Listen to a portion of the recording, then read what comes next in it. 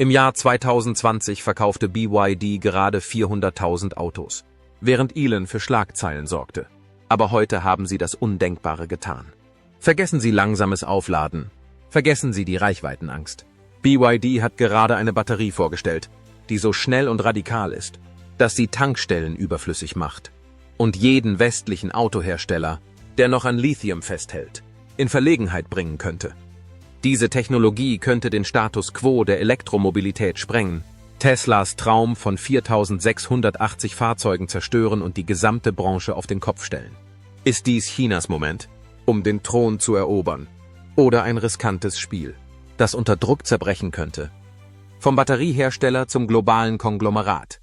BYD, die Abkürzung steht für Build Your Dreams, begann 1995 als kleine Batteriewerkstatt in Shenzhen. Klingt einfach, nicht wahr? Aber von dieser kleinen Ecke Chinas aus überholten sie im Stillen die japanischen Giganten und lieferten Batterien an Motorola, Sanyo und Philips.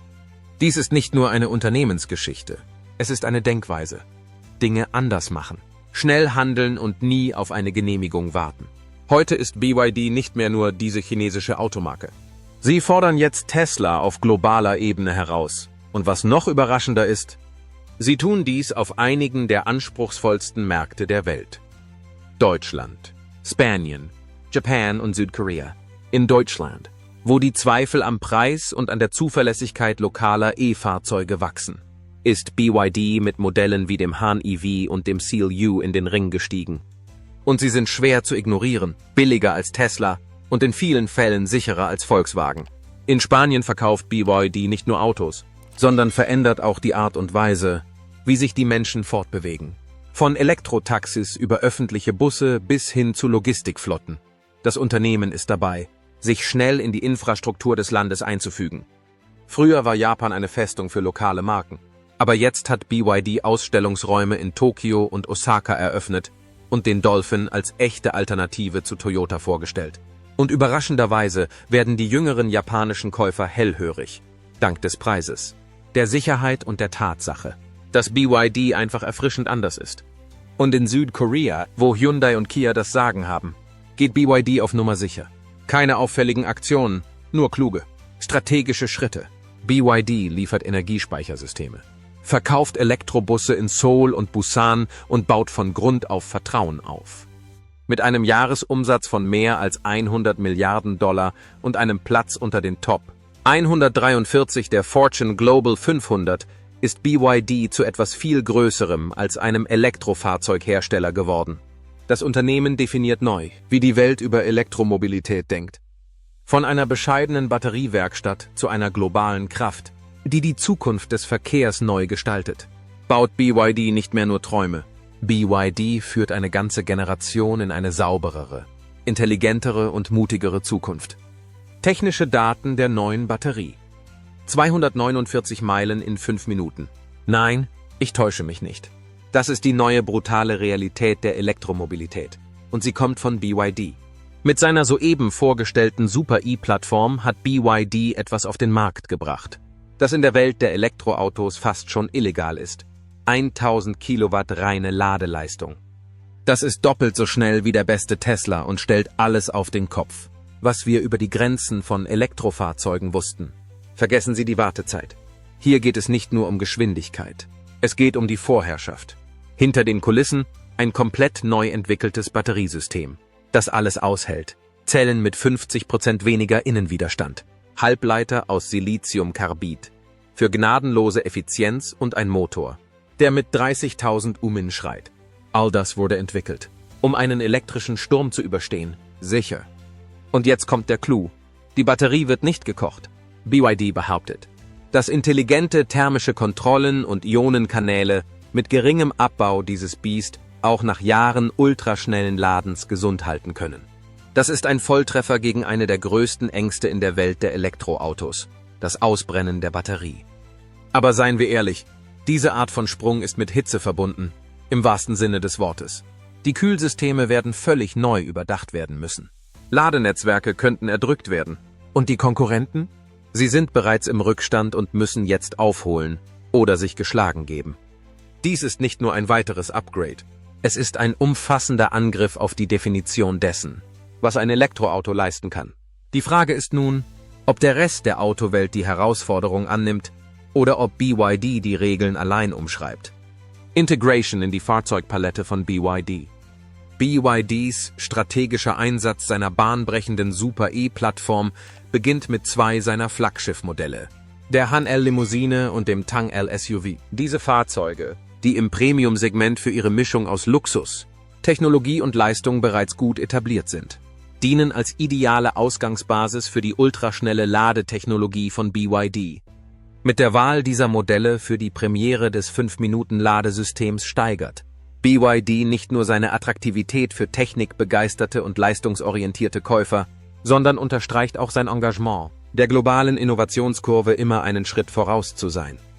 Diese frühen Anwender sind entscheidend, um die praktische Zuverlässigkeit und die Vorteile der Super-E-Plattform unter realen Fahrbedingungen zu demonstrieren. Die Entscheidung, sich zunächst auf Luxusfahrzeuge zu konzentrieren, spiegelt auch eine sorgfältig kalkulierte Marktstrategie wider. Kunden im Premium-Segment sind in der Regel eher bereit, in Spitzentechnologie zu investieren und sind toleranter gegenüber den Kosten, die mit revolutionären Fortschritten in der Anfangsphase verbunden sein können. Dieser Ansatz ermöglicht es BYD, wertvolle Nutzerdaten zu sammeln, die Systemleistung in verschiedenen Umgebungen zu überwachen und iterative Verbesserungen vorzunehmen, ohne dass ein unmittelbarer Druck auf den Massenmarkt entsteht. Der Han L und der Tang L dienen dabei nicht nur als öffentlichkeitswirksame Vorzeigefahrzeuge, sondern auch als wichtige Prüfstände zur Perfektionierung der Megawatt-Ladetechnik, bevor sie im gesamten Portfolio der Marke eingesetzt werden. BYD hat jedoch erneut deutlich gemacht, dass seine Super-E-Plattform nicht nur für Luxusfahrzeuge geeignet ist. Dies ist das langfristige Ziel dieses Unternehmens: die Verbreitung von Hochgeschwindigkeits-Ladetechnologien und deren Ausweitung auf mittlere und sogar Einsteigermodelle von Elektrofahrzeugen. Eine solche Einführung ist strategisch und wird sich in den nächsten Jahren entwickeln, da die Produktionskosten sinken und die Infrastrukturunterstützung zunimmt. Wenn das Schnellladen in das gesamte Netz integriert wäre, würde sich die Erwartungshaltung der Verbraucher wahrscheinlich drastisch ändern, vom Luxus zum Standard, sodass das Aufladen in 5 Minuten zur erwarteten Norm wird und nicht nur eine Vergünstigung für Wohlhabende darstellt. Dies könnte den gesamten Sektor der Elektrofahrzeuge dazu zwingen, aggressiver mit ihren Innovationsfristen umzugehen, nur um wettbewerbsfähig zu sein. Gleichzeitig kombiniert BYD seine Fahrzeugstrategie mit einer aggressiven internationalen Expansionsvision. Neue Produktionsstätten in Europa, Südostasien und Lateinamerika werden bereits mit Blick auf die künftige Skalierbarkeit der Super-E-Plattform errichtet. Diese Art der Synchronisation kann BYD mit seinen technologischen Innovationen und der Entwicklung der globalen Lieferkette zu einem einzigartigen Unternehmen unter den Herstellern von Elektrofahrzeugen machen. Diese Markenidentität und möglicherweise die Grundlage für die Dominanz des Unternehmens auf dem Weltmarkt im nächsten Jahrzehnt wird in der Tat von der Synergie zwischen der Ladetechnologie und der Fahrzeugpalette beeinflusst werden, wenn BYD von der Konzentration der frühen Anwender zum Massenmarkt übergeht. Ausbau der Infrastruktur und des Ladenetzes. Die Vorstellung des Megawatt-Blitzladegeräts von BYD im März 2025 war ein wichtiger Meilenstein. Nicht nur für das Unternehmen, sondern für das gesamte Ökosystem der Elektrofahrzeuge. Mit einer Spitzenleistung von 1000 Kilowatt, die doppelt so hoch ist wie die des neuesten V4-Ladegeräts von Tesla, sind die neuen Ladegeräte die ersten ihrer Art, die das 5-Minuten-Ladepotenzial der Super-E-Plattform vollständig erschließen können. In einem strategischen Schritt kündigte BYD die rasche Bereitstellung von 500 ultraschnellen Ladestationen ab April 2025 an, um die Markteinführung der Han L-Limousine und des Tang L-SUV direkt zu unterstützen. Diese Installationen sind mehr als nur eine unterstützende Maßnahme. Sie sind ein entscheidender Faktor für BYDs breitere Vision, das Aufladen im Megawattbereich in ganz China und darüber hinaus zu normalisieren. Über die anfängliche Einführung hinaus ist BYDs Ziel weitaus umfassender. Das Unternehmen plant die Installation von 4000 Megawatt Ladestationen in ganz China, um ein eigenes Netzwerk zu schaffen, das BYD-Fahrern den Zugang zu ultraschnellen Ladestationen ermöglicht, ohne auf Drittanbieter angewiesen zu sein. Diese Strategie ähnelt dem frühen Supercharger-Modell von Tesla, geht aber noch einen Schritt weiter und bietet die doppelte Ladeleistung. Die Entscheidung von BYD, ein eigenes Netz aufzubauen, hilft dem Unternehmen auch dabei, die Qualitätskontrolle aufrechtzuerhalten, die Kundenerfahrung zu optimieren und unschätzbare Nutzerdaten zu sammeln, um seine Infrastrukturstrategie kontinuierlich zu verbessern und zu skalieren. BYD hat bei seinem Ladenetz mit Energiespeichern an den Ladestationen Pionierarbeit für eine umfassende technische Innovation geleistet. Diese Systeme sind unverzichtbar, um eine regelmäßige Leistung im Megawattbereich zu steuern. Selbst dort, wo die lokale Netzinfrastruktur nicht in der Lage ist, eine so hohe Nachfrage zu befriedigen. BYD verbindet seine Ladegeräte mit Energiespeichern, um einen der größten Engpässe für ultraschnelles Aufladen von Elektrofahrzeugen zu umgehen, nämlich die Beschränkungen durch das Stromnetz. Das bedeutet, dass BYD sowohl in städtischen Zentren als auch an abgelegenen Orten zuverlässige Hochgeschwindigkeitsladungen anbieten kann, was das Reisen in diesen Regionen für Fahrzeuge viel praktischer macht und die traditionelle Reichweitenangst von Fahrern in unterversorgten Gebieten mindert. Darüber hinaus hat BYD seine Megawatt-Blitzladegeräte mit Blick auf die künftige Skalierbarkeit konzipiert, da sie mit einer Leistung von bis zu 1360 Kilowatt installiert werden können, auch wenn die derzeitigen Fahrzeuge wie der Han L und der Tang L nur bis zu 1000 Kilowatt aufnehmen können.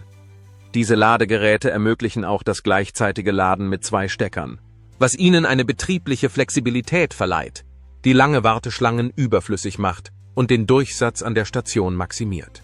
Der weitere Ausbau des BYD-Netzes gewährleistet, dass BYD dank seiner technologischen Weitsicht auch für künftige, stark nachgefragte Elektrofahrzeuge der nächsten Generation bereit ist. BYDs umfassende, zukunftssichere Ladestrategie stärkt somit die Führungsposition des Automobilherstellers in einer Zeit, in der die Fähigkeit, Comfortables, schnelles und zuverlässiges Laden zu ermöglichen, zu einem Hauptkampffeld in der Elektroautoindustrie im Zusammenhang mit dem anhaltenden weltweiten Wettlauf um die Vorherrschaft in der Elektroautoinfrastruktur wird. Vergleich mit Wettbewerbern. Mit der Einführung der Super-E-Plattform hat BYD die Messlatte in der Elektroautoindustrie deutlich höher gelegt und bietet Ladegeschwindigkeiten, die von den derzeitigen Wettbewerbern nicht erreicht werden. Tesla, das mit seinen V4 Superchargern oft als Branchenführer im Schnellladen angesehen wird, erreicht mit 500 Kilowatt nur die Hälfte der Geschwindigkeit, die BYD-System jetzt bietet. Dieser Leistungsunterschied bedeutet, dass BYD-Fahrzeuge innerhalb von 5 Minuten eine Reichweite von bis zu 400 Kilometern erzielen können, was den Zeitunterschied zwischen dem Betanken eines Benziners und dem Aufladen eines Elektroautos drastisch reduziert. Mit der ersten Megawatt-Ladeleistung in einem Serien-Elektrofahrzeug erzwingt BYD eine grundlegende Neubewertung der Industriestandards in Bezug auf Geschwindigkeit, Komfort und Kundenerwartungen. Chinesische Konkurrenten wie NIO, Li Auto, XPeng und Zeekr haben große Fortschritte beim Aufbau eigener Schnelllade- oder Batterietauschnetzwerke gemacht. Aber keiner von ihnen hat bisher eine Ladelösung in der Größenordnung oder Geschwindigkeit geliefert, die BYD jetzt einführt. Die Batterietauschstationen von NIO bieten eine einzigartige Alternative zu herkömmlichen Ladestationen. Doch die physischen und logistischen Beschränkungen der Tauschstationen machen die Skalierung komplexer. In der Zwischenzeit haben Li Auto und XPeng stark in Hochgeschwindigkeitsladestationen investiert. Aber ihre Netze stecken noch in den Kinderschuhen, verglichen mit BYDs aggressivem Ausbauplan für 4000 Megawatt Ladestationen. Da BYDs Infrastrukturplan bereits auf den Weg gebracht wurde, werden seine Konkurrenten nun unter Druck stehen, ihre Zeitpläne zu beschleunigen. Oder sie riskieren, sowohl in Bezug auf die technologische Attraktivität als auch auf die Benutzerfreundlichkeit ins Hintertreffen zu geraten. Was BYD von anderen unterscheidet, ist eine eigene Infrastruktur, die mit der Entwicklung von Fahrzeugtechnologien einhergeht. Obwohl es von Tesla mit seinem Supercharger-Netzwerk initiiert wurde, zeigt BYD Supercharging mit 1000 Kilowatt und jetzt wahrscheinlich 1360 Kilowatt ein tiefes Verständnis für die Verbindung von Hardware und Infrastruktur. Die andere Seite des Ökosystems ermöglicht es BYD, ein nahtloses Kundenerlebnis zu bieten und auch die Ladezeiten auf die spezifischen Bedürfnisse der Fahrzeuge abzustimmen. Auf diese Weise erlangt BYD einen allumfassenden Wettbewerbsvorteil, der von einem Drittanbieter nur schwer zu kopieren ist. Bei einem Anstieg der Fahrzeugverkäufe um 5 bis 6 Millionen Einheiten allein im Jahr 2025 wird die gigantische Megawatt-Ladestruktur den Wettbewerbsgraben bilden, der alle Wettbewerbsgräben überwindet. Geschwindigkeit und Verfügbarkeit von Ladefunktionen sind in der modernen Industrie zunehmend genauso wichtig wie Leistung oder Reichweite. Daher ist BYD mit seinem aggressiven Innovationszyklus Konkurrenten wie Tesla, NIO und XPeng voraus und setzt Maßstäbe, die einen Großteil der Branche zu einem Rückkampf zwingen könnten. BYD definiert, was Marktführerschaft in der Branche bedeutet. Und zwar nicht nur durch bessere Fahrzeuge, sondern durch ein besseres Ökosystem. Das Setzen neuer Maßstäbe ist nur der Anfang. BYD hat noch größere Pläne, die die Art und Weise, wie wir die Autos von morgen antreiben, neu definieren könnten. BYDs Fahrplan bis 2030. Stellen Sie sich vor, Sie könnten Ihr Elektroauto in 5 Minuten aufladen, 400 Kilometer weit fahren und müssten sich nie wieder Gedanken über Batteriebrände oder Leistungseinbußen machen. Das ist kein Traum, es ist BYDs Kriegsplan. Während andere noch an Lithium-Ionen-Zellen feilen, setzt BYD auf das nächste Schlachtfeld, Festkörperbatterien. Und sie reden nicht nur darüber. Seit 2013 wird im Stillen an dieser Vision gearbeitet. Jetzt, wo die Testzellen 60 Ampere-Stunden erreichen, hat das Unternehmen den Zeitplan für die realen Tests auf 2027 festgelegt. Es geht um nicht weniger als die Zukunft der Energie. Festkörperbatterien versprechen nicht nur eine höhere Reichweite, sie definieren Sicherheit. Lebensdauer und Leistung neu. Sie laufen nicht aus. Sie explodieren nicht. Und bald werden sie vielleicht nicht einmal mehr als die heutigen Batterien kosten. Doch die Sache hat einen Haken. Die Masseneinführung wird möglicherweise erst nach 2030 erfolgen, da die Kosten für Sulfidelektrolyte astronomisch hoch sind und die Herstellung kompliziert ist. Warum ist das jetzt so wichtig? Weil BYD, während die Welt damit beschäftigt ist, jeden Schritt von Tesla zu beobachten, gerade eine 1000 Kilowatt Bombe abgeworfen hat, eine ultraschnelle Ladeplattform, die sogar Teslas Fa4 Supercharger in den Schatten stellt. 400 Kilometer in 5 Minuten sind nicht nur beeindruckend, es ist umwälzend. An dieser Stelle wird es für alle anderen ungemütlich. Alte Autohersteller, Batterie-Startups und sogar Giganten wie NIO und XPeng sehen sich nun mit einer Realität konfrontiert, in der BYD nicht nur konkurriert, sondern auch das Tempo vorgibt. Laut Analysten von The Guardian und Financial Times erleben wir gerade den Beginn eines EV-Wettrüstens. Und BYD hat gerade den ersten richtigen Schuss abgegeben. Aber es geht nicht nur um technische Daten.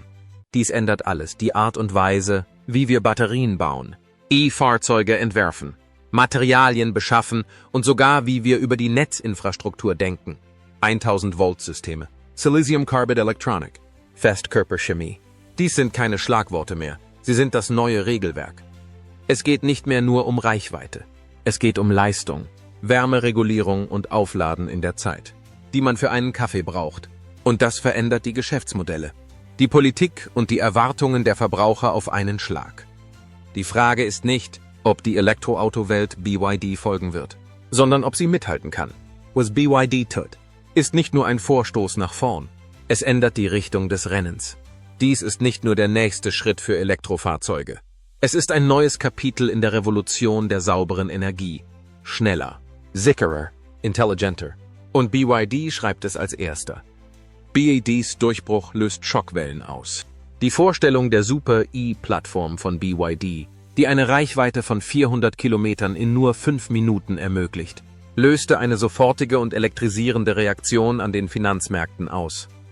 Die in Hongkong notierten BYD-Aktien stiegen kurz nach der Ankündigung um über 6% und erreichten damit ein neues 52-Wochen-Hoch, während die in Shenzhen notierten BYD-Aktien ebenfalls deutlich zulegten. Dieser Anstieg spiegelt nicht nur das Vertrauen der Anleger in die technologischen Fähigkeiten von BYD wider, sondern auch die wachsende Überzeugung, dass das Unternehmen Konkurrenten wie Tesla und Mercedes-Benz in wichtigen Bereichen der EV-Innovation entscheidend übertroffen hat. Analystin, wie der unabhängige chinesische Autoexperte Xing Lai, bezeichneten BYDs Leistung als nicht von dieser Welt und betonten das disruptive Potenzial des Unternehmens in einem Markt, der sich zunehmend auf Geschwindigkeit und Komfort bei der Elektrifizierung konzentriert. Branchenbeobachter stellen fest, dass der mutige Schritt von BYD zu einem kritischen Zeitpunkt erfolgt, da viele Wettbewerber ihren Fokus auf Smartification, die Entwicklung selbstfahrender Technologien und vernetzter Fahrzeugfunktionen verlagert haben. Indem BYD das Hauptaugenmerk wieder auf den Durchbruch bei der Elektrifizierung und der Infrastruktur legt, hat es sich strategisch hervorgetan. Es zeigt, dass Reichweite, Ladegeschwindigkeit und Infrastruktur die wesentlichen Säulen für die Einführung von E-Fahrzeugen bleiben, auch wenn die Automatisierung und Softwarefortschritte weiter voranschreiten. Die Einschätzung von Xing Lei deutet darauf hin, dass BYD sich um die unmittelbaren, greifbaren Belange der EV-Kunden kümmert, nämlich Ladegeschwindigkeit und Zuverlässigkeit, während andere auf futuristische Funktionen setzen. Das Aufkommen des ultraschnellen Ladens wird das Verhalten der Nutzer von Elektrofahrzeugen erheblich verändern. Bis zu diesem Zeitpunkt wurde das Aufladen von E-Fahrzeugen von den Nutzern immer nur als schnelles Anstecken angesehen, möglicherweise nur für ein paar Minuten, um aufzuladen, genau wie bei einem Smartphone. Mit der Möglichkeit, eine volle Reichweite in 5 Minuten zu laden, will BYD nun den tankstellenähnlichen Boxenstopp wiederherstellen, was sich wahrscheinlich auf das Design zukünftiger Ladestationen auswirken wird, die eher als schnelle Knotenpunkte denn als langsame, breit verteilte Ladegeräte konzipiert sind, sowie auf die Änderung der Logik der Batteriemanagementsysteme und der Energieoptimierung aus Sicht der Automobilhersteller. Dieser Wandel könnte sich auch auf die übrigen Akteure im Ökosystem der Elektrofahrzeuge auswirken, einschließlich der Strategien für das Netzmanagement und die Stadtplanung im Zusammenhang mit der Ladeinfrastruktur. BYD untermauert seine zweite Behauptung mit einem ernsthaften Ausbau der Mega-Infrastruktur, um sicherzustellen, dass technologische Spitzenleistungen Hand in Hand mit ihrer Verfügbarkeit und ihrem Komfort gehen. Die Installation von mindestens 4000 ultraschnellen Ladestationen und die rasante Markteinführung der Han-L-Limousine und des Tang-L-SUV in ganz China sind Teil des Engagements des Unternehmens. Darüber hinaus werden die 5-Punkte-Touren des Unternehmens, der Aktienverkauf in Hongkong im Wert von $2 Milliarden, die Forschung und Entwicklung, die Verbesserung der Infrastruktur und die globale Marktexpansion fördern. Eine sich schnell verändernde Elektroautoindustrie, die BYDs. Innovationen strategisch mit Investitionen in die Infrastruktur und einer starken Marktpositionierung kombiniert, weist auf eine neue Phase des Wettbewerbs hin. Die Gewinner werden diejenigen sein, die sowohl die Technologie als auch die Erfahrung der Elektrifizierung beherrschen. BYDs europäischer Neustart. Obwohl BYD den chinesischen Markt für Elektrofahrzeuge dominiert, offenbarte die anfängliche Expansion nach Europa große Lücken in der globalen Strategie des Unternehmens. Anstatt die komplexe und vielfältige Natur der europäischen Märkte zu erkennen, betrachtete BYD Europa fälschlicherweise als eine homogene Region, ähnlich wie China oder die Vereinigten Staaten. Diese Fehleinschätzung führte zu einem unzureichenden Händlernetz, das sich vor allem auf Großstädte konzentrierte, zu einer langsamen Einführung von Plug-in-Hybrid-Modellen für Märkte, die der vollständigen Elektrifizierung noch zögerlich gegenüberstehen, und zu einem Mangel an Führungskräften mit umfassender lokaler Markterfahrung.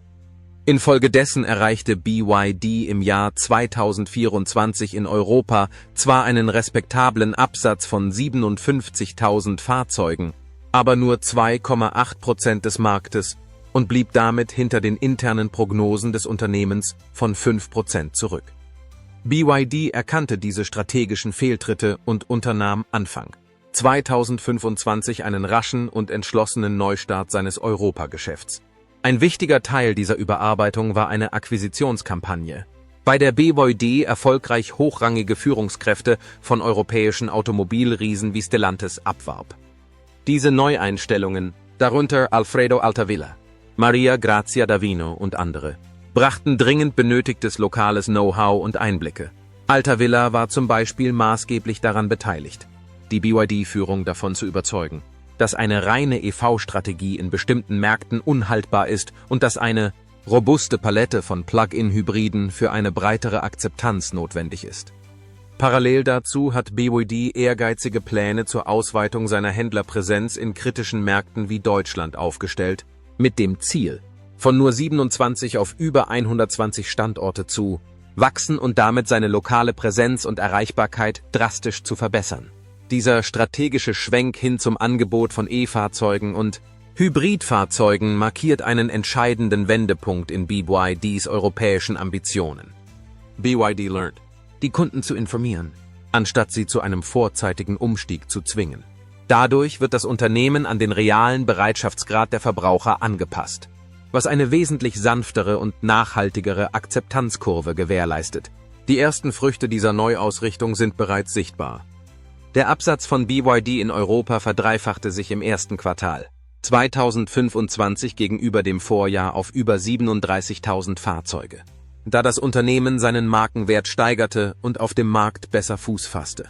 Noch wichtiger ist, dass die lokale Anpassung von BYD auf eine reifende multinationale Denkweise hinweist, die das Unternehmen nicht nur als Technologieführer, sondern auch als flexiblen und reaktionsfähigen Akteur auf der Weltbühne positioniert.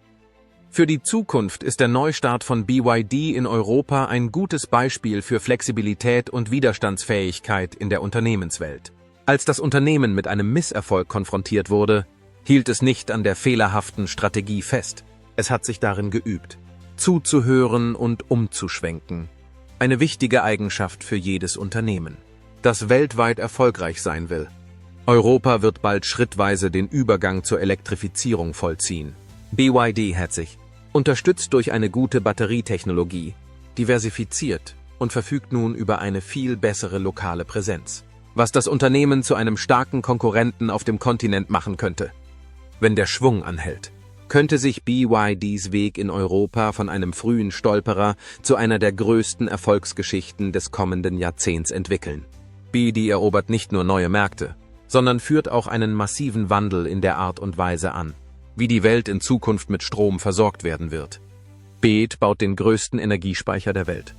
12,5 Gigawattstunden. Das ist nicht nur eine Zahl, es ist eine globale Aussage. Im Februar 2025 unterzeichnete BYD nicht nur einen Vertrag mit der saudi-arabischen SEC, sondern schrieb die Zukunft der sauberen Energie neu. Hier geht es nicht um die Lieferung von ein paar Batteriesätzen. Dies ist das größte Energiespeicherprojekt, das die Welt je gesehen hat. Es ist ein Eckpfeiler des saudi-arabischen Plans Vision 2030, die Hälfte des Landes mit erneuerbaren Energien zu versorgen, und ein Signal, dass die Welthauptstadt der fossilen Brennstoffe bereit ist, den Schalter umzulegen. Im Mittelpunkt steht das MC3 TESS von BYD, ein Batteriespeichersystem, das so fortschrittlich ist, dass es wie Science Fiction wirkt. Mit seiner CTS-Architektur, Cell-to-System, komprimiert es mehr Energie auf weniger Raum, läuft bei extremer Hitze kühler und überbrückt Bedarfsspitzen ohne Schweißausbrüche. Die auf der LFP-Chemie basierende Batterie ist das Äquivalent eines Panzers, thermisch stabil, ultrasicher und für den Wüstenkrieg im brutalen Klima des Nahen Ostens konzipiert. Aber hier geht es nicht nur um Saudi-Arabien. Es geht um den Planeten. Die Installation von Energiespeichern stieg in nur einem Jahr von 27 auf 74 GWh. Bis 2030 werden weltweit über 400 GWh erwartet.